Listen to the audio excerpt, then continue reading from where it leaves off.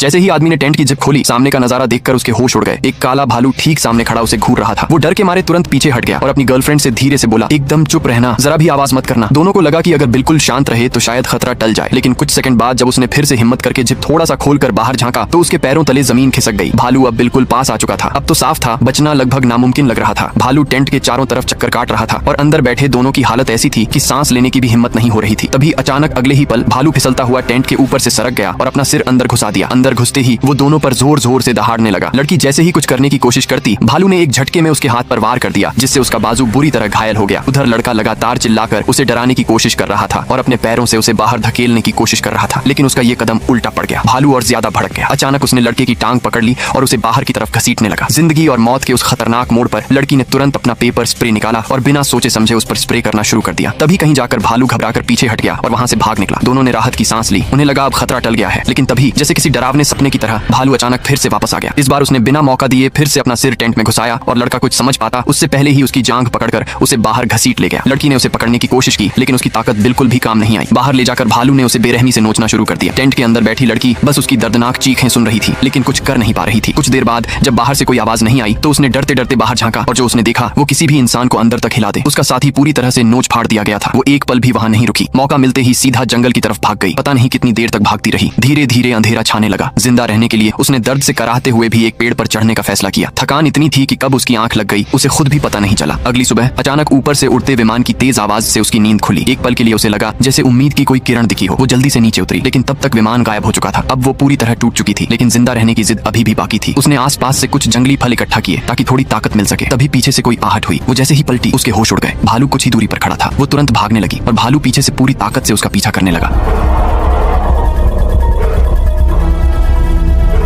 भागते भागते अचानक उसका पैर फिसला और वो लगभग खाई के किनारे पहुंच गई। पीछे भालू तेजी से करीब आ रहा था। अब अगर रुकी तो बचना नामुमकिन था। हिम्मत जुटाकर उसने फैसला किया, खाई से नीचे उतरना ही आखिरी रास्ता है। वो नंगे हाथों से धीरे धीरे नीचे उतरने लगी, लेकिन आधे रास्ते पहुंचते ही उसका हाथ फिसल गया और वो सीधे नीचे गिर गई। चक्की की आवाज के साथ ही उसकी दर्दनाक चीख निकल गई। जब उसने देखा तो उसका टखना बुरी तरह टूट चुका था, लेकिन हार मानना अब ऑप्शन नहीं था। उसने 2 लकड़ियां ढूंढी और अपने मोजे को फाड़कर पट्टी की तरह इस्तेमाल करते हुए अपने टखने को कसकर बांध लिया।